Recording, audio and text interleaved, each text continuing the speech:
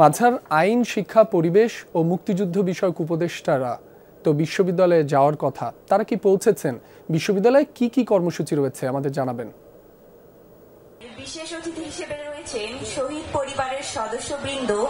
রোকেয়া বিশ্ববিদ্যালয়ে যে আলোচনা সভাটি হওয়া কথা সেটি এখনো শুরু হয়নি। এখনো যারা অতিথিবৃন্দ আছেন, এখানে আমাদের যিনি আইন উপদেষ্টা আছেন, বন ও পরিবেশ উপদেষ্টা আছেন, এবং তারা এসেছেন এবং মঞ্চের যে সামনের সারিতে তারা অবস্থান করছেন। আমরা যদি আপনাকে একটু দেখাতে পারি যে আজকে এই শহীদ আবু সাইদের যে মৃত্যুর দিন, এই মৃত্যুর দিনটিকে ঘিরে কিন্তু একটু এখানে অসংখ্য শিক্ষার্থী, শিক্ষক এবং বাহির থেকে যারা লোকজন এসেছেন তাদের একটা মিলন মেলা বসেছে এবং তারা যেটা বলতে চাইছেন যে এই যে 16 যে জুলাই যে শহীদ আবু সাইদ যেভাবে বীরত্বের সাথে পুলিশের গুলি মাথায় বুকে পেতে নিয়েছেন, এটি হচ্ছে একটা তারা তাদের ভাষায় যেটা বীরত্বের একটা মহাকাব্যের একটা মহানায়কের বিষয়।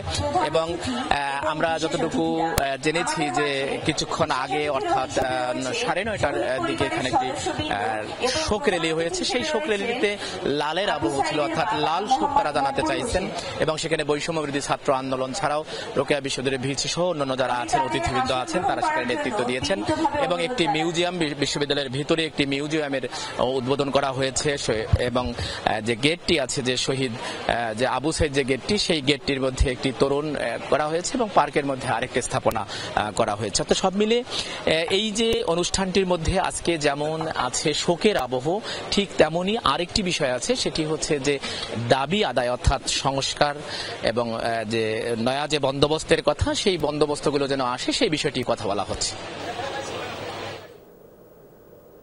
মাঝার, আপনাকে ধন্যবাদ।